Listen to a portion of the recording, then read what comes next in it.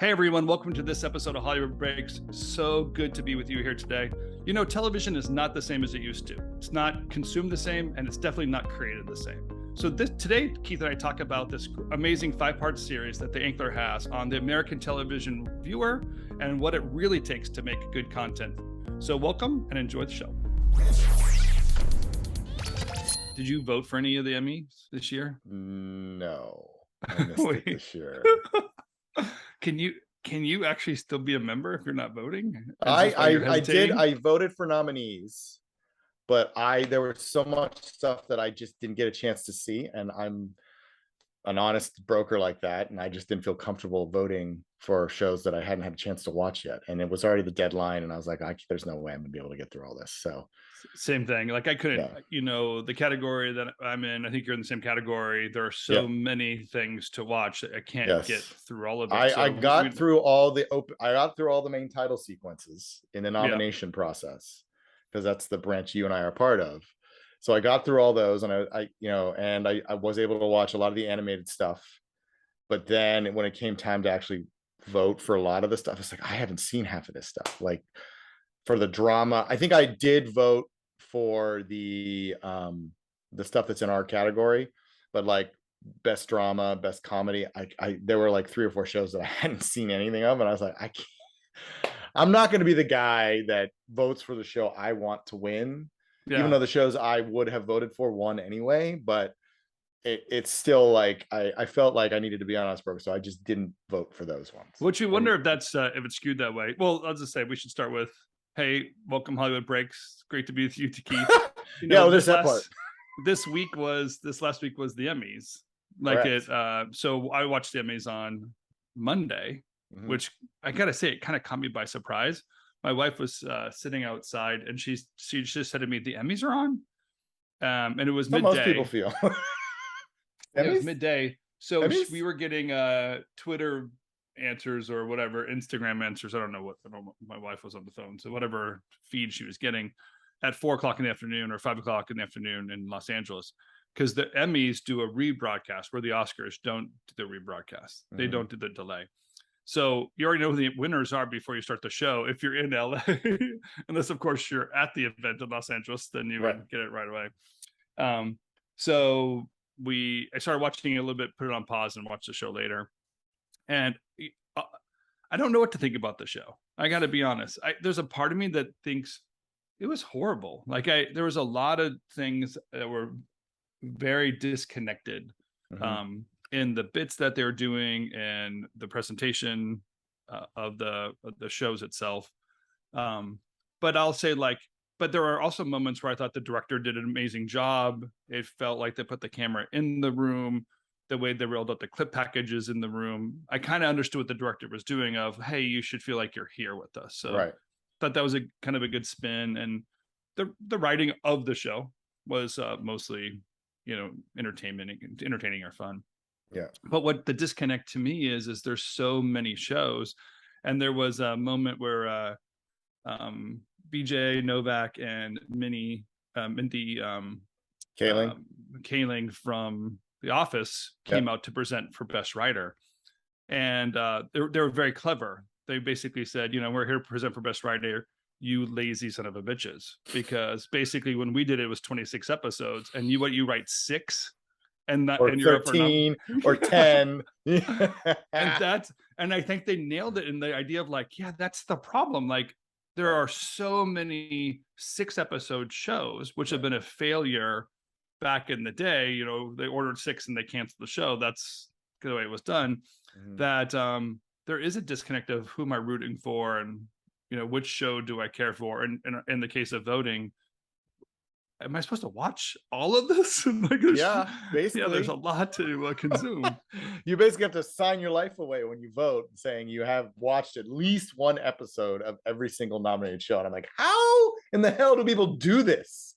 I just couldn't find enough time in the day to watch how many 7 hours of TV in a span of 3 weeks. It's impossible. I don't know how they do it, but they figured it out, I guess. Well, even just the category of drama, comedy, it's almost like there's such a large scale. Are we identifying all the audience members, whatever? So I don't know. There's a part of it I just thought like, this is horrible. I don't really understand who I'm. I don't get how some of the Saturday Night Live is in the same category as Ted Lasso, or I don't know that wasn't necessarily true, but there was like these weird mix-ups of like that the genre and format isn't considered. It's very odd, and it made me think of like, what has it always been this odd, or were we more just like interested in watching the red carpet and the celebrities, that the award show was just an excuse to kind of Yeah, I mean, it's tough because the Emmys have always sort of been treated like the redhead stepchild of the award show. You know, you have the Oscars, which is considered the gold standard, right? The Grammys, which is like really cool because they occasionally will mix the way they stand out because they mix acts together that you wouldn't traditionally mix together, right? And live music is always sort of entertaining. And then there's the Grammy or the Emmys that are sort of like an afterthought. You know, I think maybe 20, 30 years ago, they were like the thing because there wasn't all these different categories, right? It was sort of best actor in comedy, best actor drama, best actress comedy, best actress drama. Now it's like best actress drama / limited series only on a streaming service that premieres on this date on this date. And it's just like granted, the Academy, I give them credit for trying to keep up with how everything has changed, but at the same time, they've created all these different categories. It's like, wait, limited series or TV movie, and like, well, wait a minute, what's the between TV movie and a Netflix movie? Huh? So it's I mean, it's one of those things where it's a tough show to put together. It's not always the most popular show, and as I said, it's kind of an afterthought when it comes down to it. And the other thing is, like, people just aren't watching as much TV anymore. Like, must-see TV doesn't really exist. And you know, when that phrase came into being, we had Friends, you know, just after the Cosby Show era, and all these shows that were so huge, and nobody, you know, every Thursday night, you know, you didn't do anything because you were watching NBC most likely, and then you were watching TGIF on Friday on ABC. So it was like, those are the times when everyone just watched TV, and you know, you had Friends. Keith, what was on TGIF on Fridays? It started with Full House, then Family Matters. Was that where Step by Step? Oh, Step by Step. And then there's one more I'm forgetting. I can't remember the other one. I only liked Family Matters. So Urkel was Friday night. Urkel was Friday night. That's the only show I watched. Nerdy kids that were home on Friday night watched their friend. Everyone else watched Full House. I didn't like Full House. I found it annoying. But I liked Family Matters was great. I mean, that show was hysterical. And then Step by Step I never got into. So. And there's one more I'm missing. I think I got you on a tangent. Don't go down a tangent. Yeah, don't get me on a tangent. See, all right, we just lost 10 minutes on TGIF, Tim. Way to go, buddy. Way to go. No. Way to harness the show.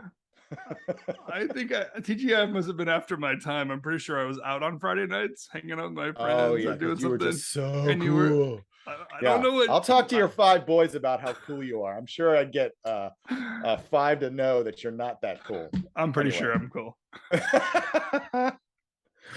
Okay, anyway. Yeah, I'm with you. To me, that the seasonality of it too, where, for example, Squid Game was nominated and won this year, but it felt like it was 2 years ago. Because the way OTT releases is basically constantly releasing something. So you don't have a sense of seasonality. Who is working it? So even Ted Lasso wasn't recently released, but or Succession was when for it that shows. Matter, or Succession. Yeah. That feels like it was ages ago, and you know, and that's, I think, the other part of them is that, I mean, it's partially the release calendar because, you know, with the Oscars they usually have heavy loaded at the end of December. So by February or March, when the show, you know, it's not that far removed from when the movies were in the theaters, but with the Emmys, it's a different ball game. But it's interesting because, you know, you talked a little bit about, you know, watching the show and actually suffering through it. And you think about, if you look at the ratings, they've got 5 million, you know, viewers, which is not spectacular, but in the grand scheme of things, that's not terrible. And, you know, a good friend of our podcast, at the Entertainment Strategy Guy, who we've talked about repeatedly, I've talked about in my newsletter, who I just talked about in my newsletter this past week, actually. He did a fantastic series, a 5-part series on The American Viewer. And it was really a deep dive into sort of data points, and each part had a different subject matter. Like part one was sort of like the age and gender and race and all that stuff. Part two was sort of the religiosity, I think, and then part three started getting what they watch or how they watch. Four was what they watch, and part five was sort of like, here are my conclusions. And the overall tenure of the piece was basically like, listen, I'll use religion as an example. You can see the sort of the trend. Yes, we read all about the growing vibes of the nuns, the people that don't affiliate with any particular religion, but they consider themselves spiritual. So yes, the trend towards in the country is trending downward with regards to religion, but it's still 45% of the country considers themselves religious. That's a lot of people.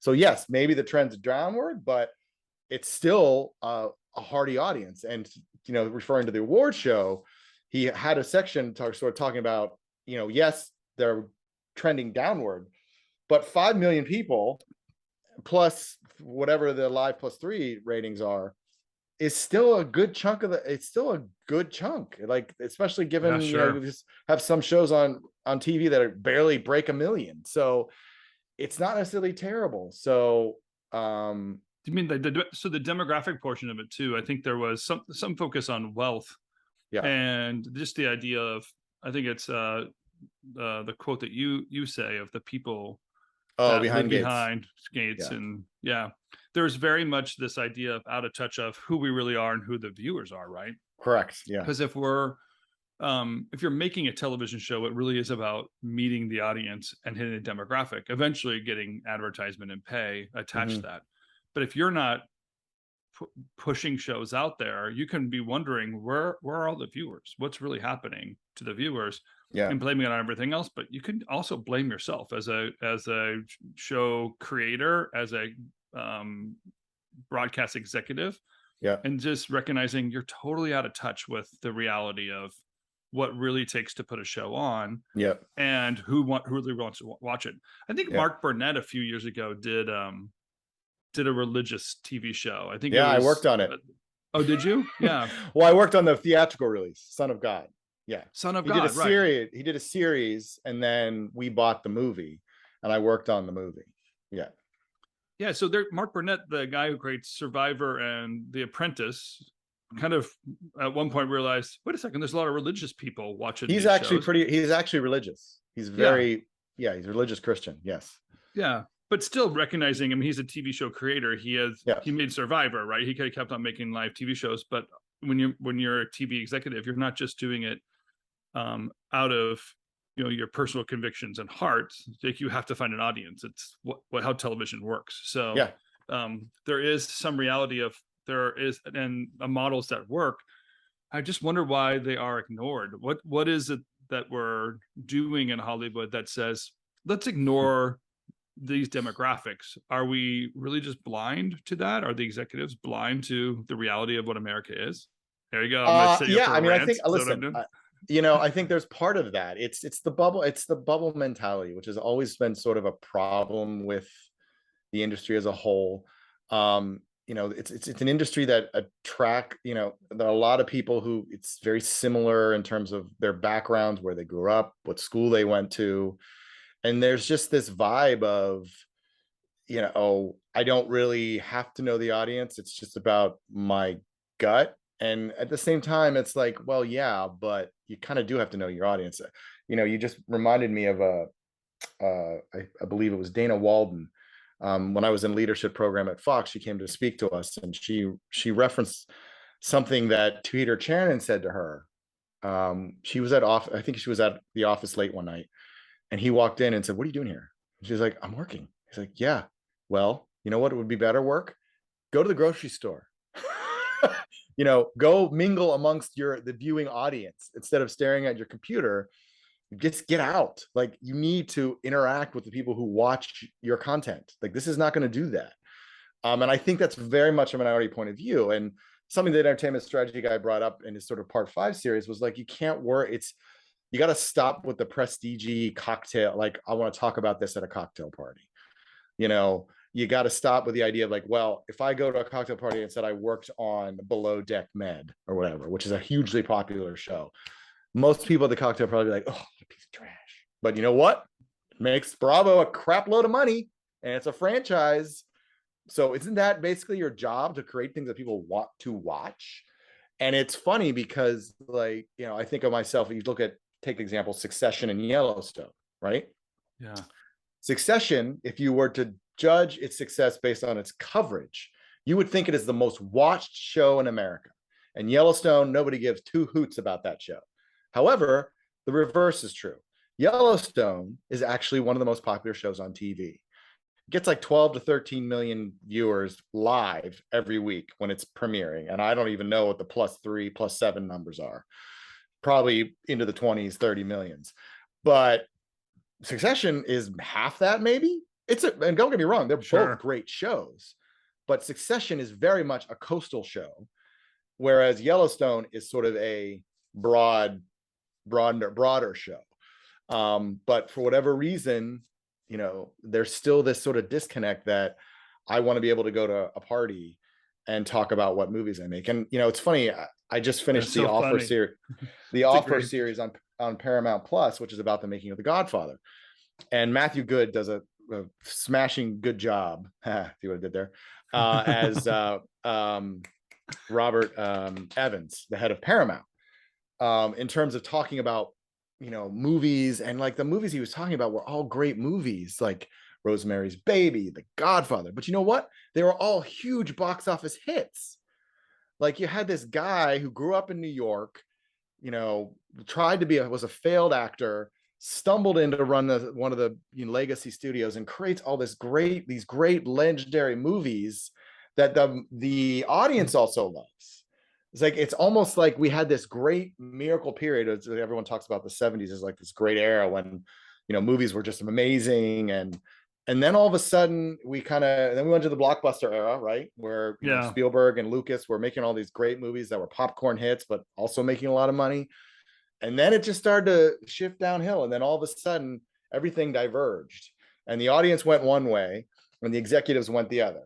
And it doesn't seem like he didn't cover this directly in those articles, but it's very interesting to look at just demographics, number of bodies of people at a certain age, and to recognize, you know, the baby boomer era and the blockbuster era go hand in hand, right? You have a lot of starting family, you know, like the largest generation ever starting families. Until the millennials. The kids are growing up, exactly right. And then so the fact that they would go, and the way the technology worked, the way they would go in large numbers to major films, of course blockbusters would work. Of course they would. The numbers match, right? So then you have now that generation is, you know, a third of the millennial generation, which are equal in numbers. But when the millennials come on board, the divergence took place. So we don't have the concentration of 3 networks, you know, a mainstream media feed into movie theaters that leads to videos that lead to in-home, you know, entertainment eventually. Now you have a large body of people that are absolutely distracted, call it off platform, in video games, watching TikTok, you know, consuming Snapchats, you know, whatever those items are, they're not being measured in the same entertainment sectors that we're talking about. And that is not going to give us the same boom that we had before. It doesn't mean the audience doesn't exist. And to his point, what's interesting is that OTT content that anybody can find what they're looking for at any moment is a great kind of feeder for this large audience, but we're not going to see the same booms as that. So that downward trajectory we're feeling in the blockbuster world is a reality. Some of it is just because of the measured ability of people's age, earnings, and those basic demographics that are not going to drive people back into theaters or mainstream TV shows. Yeah, I mean, it's interesting. You know, I was just thinking as you were talking, you know, the other thing I think that is a struggle is that I think the industry itself is not able to recruit as well from all over as it used to. It's sort of become very insular. Like, you have a lot, like back in the day, it was rare to find a studio exec's kid working at the studio. in a some role. Oh yeah. I mean, you granted you had your Xanax, don't get me wrong. You had your Xanax. There was definitely nepotism. I don't want to say that there was no nepotism in Hollywood. And we don't have nepotism here on Hollywood Breaks, thank goodness. Right. Yeah. So it's sort of like now you have a lot of studio exec kids who are just getting into the industry, and it's that bubble. It's just recycling the same people who go to the same schools, who all sort of think the same. And that sort of idea, like a Robert Evans, who grew up, I think, poor in New York City, and scrabbled his way over to LA, and then all of a sudden becomes the head of a studio. He never lost that sort of like sense of how he grew up, and it seems like because the similarities, and it's become so insular, that's why the content isn't as broad as it once was. Yeah. And your point about the millennials sort of again sort of taking over, and that idea of the 3 broadcast networks and going to the movies on a Friday night, it's not part of the process anymore. So I mean, there's probably an aspect of that involved as well, but I think the disconnect is still very much there, and I think that's a big part of the problem. That's smart to say. I think that we often get a kind of poke fun at some of the reality of what were the flyover states, and how it's disconnected in a lot of decision making from studios. The studio heads and executives are not really doing that. And to be honest, without the really need for gatekeepers for entertainment anymore, I mean, the other distraction channels that are out there are void of a gatekeeper. So if somebody's making local content, or somebody's making something that their friends want to watch, their friends will watch something that is a very small group of people, because they're not getting fed from something bigger. But I like that idea, like that you're pointing to, is like the ego-driven nature of Hollywood is putting the blinders on, and bubble, or their same family, or the same school group, or whatever that is. If that's all the content's always been made from the same bubble, how do we get out of it? What's the breakthrough that it takes? I guess some of what we talk about on Hollywood Breaks is to say, hey, there are moments that we could take advantage of, and maybe these articles are kind of pointing to proof that there's a greater audience than what's out there. Why not push it? Why not explore that? I think a part of it is also getting out of LA. I think that's a big part. It's something that's one of the reasons I started Vision Craft Brew, was to sort of get out, help the talent, and help produce materials and content that wasn't based in LA, just LA. And I think that's part of the problem, is it's very focused in one city, or 2 cities if you include New York. And that's part of the problem. It's just so focused. Now, we see a lot of shooting, they're shooting a lot of stuff in Atlanta and parts of Georgia, and Louisiana's been a hot spot, but they come, they shoot the movie, they leave. That's not establishing any sort of market there. And I think that's part of the problem. And I think if you start pulling it out, the nexus out of LA, and start maybe looking to build something outside of those 2 cities, you'll start recruiting people who maybe have a better eye for what a broader audience is wanting to watch, and the opportunities that might be there for differing content, versus just everything that produced in LA. Because then you're still going to be in that bubble. It doesn't matter. I mean, even if God willing, a vast majority of executives read the 5-part series and take a lot of Entertainment Strategy Guy's advice, which he gives in part 5, to heal and actually do it. I mean, who knows how long that's going to last. It's still the ego driven mindset of walking into a cocktail party and saying, I worked with Martin Scorsese on The Irishman, 3-hour movie that made Netflix $2, versus I worked on Below Deck Med, which is not a prestige piece, but again, it makes Bravo millions of dollars a year, and it's the grounding of a franchise for them. So, well, do you think that the new kind of platform play too, where what they're calling it fast, that there is just another group of people distributing content out there that's going to disrupt things even more? Like on my Roku TV, I can just turn on and free advertised content, right? What's the fast ever? Free ad supported television. Ad-supported television. Yes. And to be able to just say like, oh, that's what I'm going to turn on now, instead of HGTV or Cooking Channel, whatever it's been in the background for years, I can actually just take this free one. Because I'm not really paying attention to it. Right. but when those platforms, as those platforms become more and more viable, because more and more people start tuning into it, that's new channels for people to make content, to reach an audience, to reach some of those hard to reach people, different demographics, either ethnically or geographically centered, that we're talking about, that are huge opportunities if people reach out and make content for them. Yeah, I mean, I mean, that's another thing that the entertainment strategy guy points out, is it's like, it's kind of the content people just want to have a play in the background while you're making dinner, or you're on your iPhone, iPad, whatever, putting the kids to bed. You just want something in the background, and the free ad-supported TV gives you that option.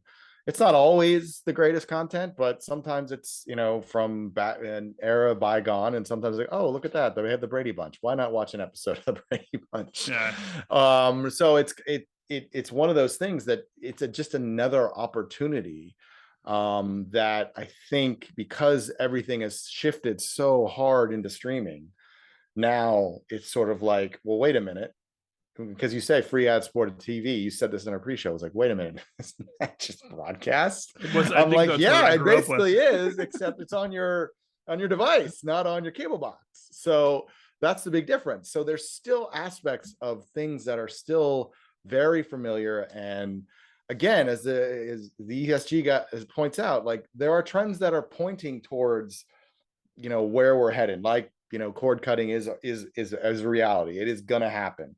Reward shows are not driving viewers. Yes, we're trending to be a less religious country, but right now we're not.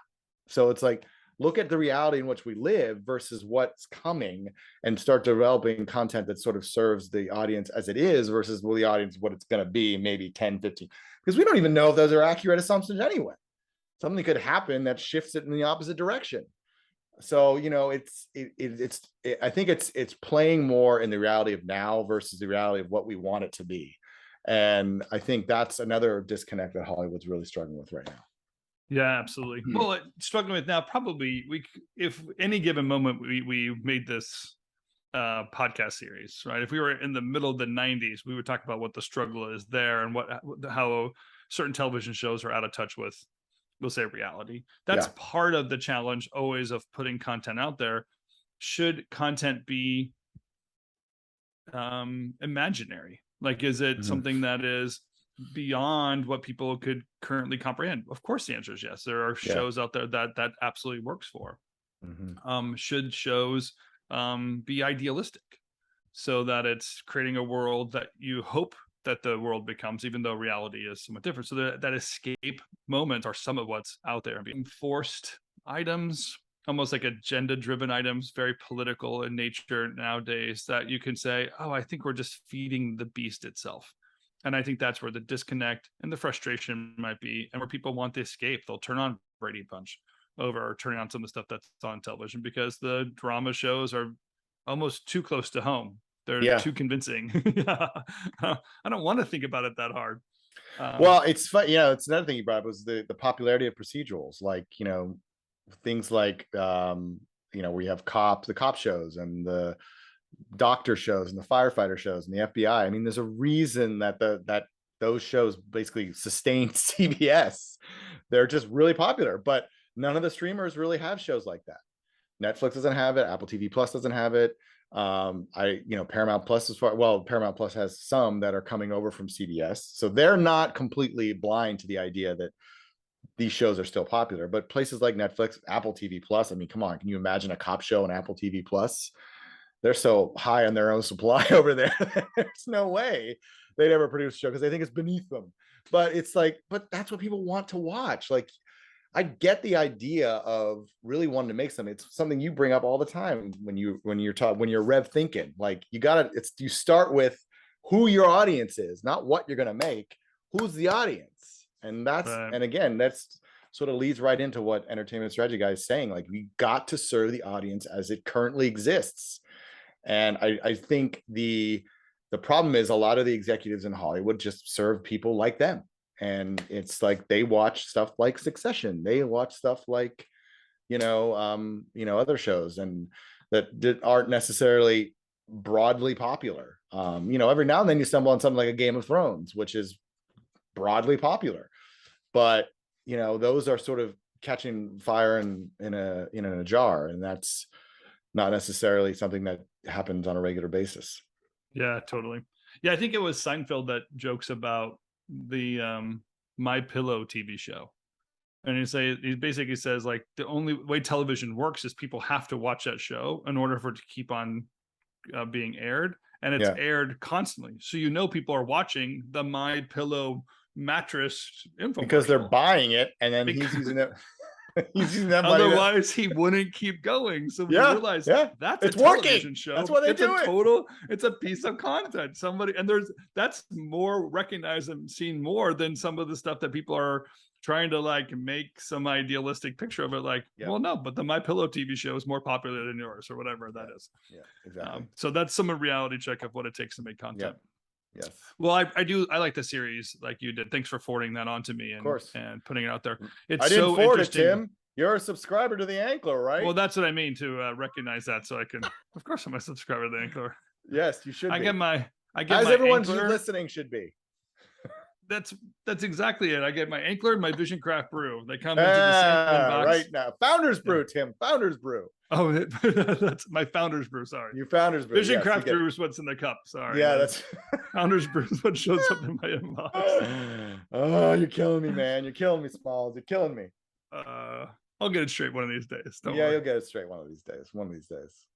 Maybe after 300 episodes. We'll get there. But the series is great, and some critical thinking that's necessary in Hollywood. Yes. So we appreciate that, and it really kind of goes in theme with what we're talking about here. Yeah. Hollywood is breaking. It's falling apart, but there's opportunity to break in if you pay attention and you recognize what's there. You recognize the trends. As you say, there's opportunity. Yeah. And as you say, like, hey, start with why, who, what, where, and then make the what. Like, put what you're making last, because there's an audience looking for the show that you can create. So we like that part of it. Yeah. Well, thank you, my friend. Happy to be here. Be with you this week. Just remember, next week I'm not going to be here. I know, and Robin Geisen, our special guest co-host, will be joining us next week. So be sure to tune in for her triumphant return to Hollywood Breaks. Yes, she's the first after the 100. Yes, but we want to say, for all of you, it's not because we like Robin the best. Well, we're not saying we like Robin the best. Probably. No, I'm just kidding. Maybe. We're just starting up again. Yes. Getting back into the flow of having guests on after the summer slowdown. Yes. Yep. Well, tell Robin hi for me. Thanks for filling in for me, as I'm going to go off to Florida for a wedding.